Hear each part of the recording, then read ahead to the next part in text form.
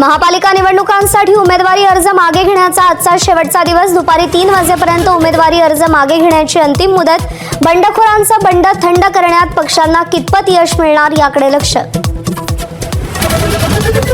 ठाकरे सेनेच्या आणि मनसेच्या उमेदवारांना आज मार्गदर्शन। उद्धव ठाकरे, आदित्य, अमित ठाकरे दुपारी 1:30 वाजता शिवसेना भवनात कानमंत्र देणार। महापालिका निवडणुकांच्या पार्श्वभूमीवर राज्यात प्रचार सभांचा जोर वाढणार। प्रमुख पक्षांनी प्रचाराची रणनीती आखली। स्टार प्रचारकांची यादी जाहीर, तर राज्यभरात अनेक मोठ्या नेत्यांच्या प्रचार सभा, मेळाव्यांचं आयोजन। महापालिका मतदानाआधीच एकूण 21 उमेदवार बिनविरोध विजयी। सर्वाधिक 9 जण कल्याण डोंबिवलीत, भिवंडी, अहिल्यानगर, जळगाव, पिंपरी चिंचवड, पनवेल, धुळ्यातही उमेदवार विजयी।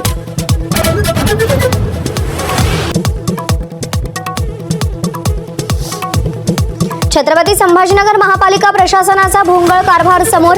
मयत झालेल्या शिक्षकांवर पालिकेनं निवडणुकीचं काम सोपवलं।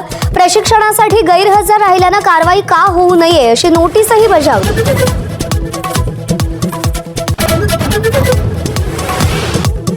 छत्रपती संभाजीनगर महापालिका निवडणुकीत आरोप प्रत्यारोपांच्या फैरी। उमेदवारांनाही अर्ज मागे घेण्यासाठी धमकावलं जात असल्याचा अंबादास दानवेंचा आरोप, तर स्वतःचे उमेदवार निवडून आणावेत, केनेकरांचा पलटवार। साताऱ्यात होत असलेल्या 99व्या अखिल भारतीय मराठी साहित्य संमेलनाचं आज मुख्यमंत्र्यांच्या हस्ते उद्घाटन। संमेलनाध्यक्ष विश्वास पाटलांच्या माफीची संभाजी ब्रिगेडकडून मागणी। कादंबरीतून संभाजी महाराजांची बदनामी केल्याचा आरोप।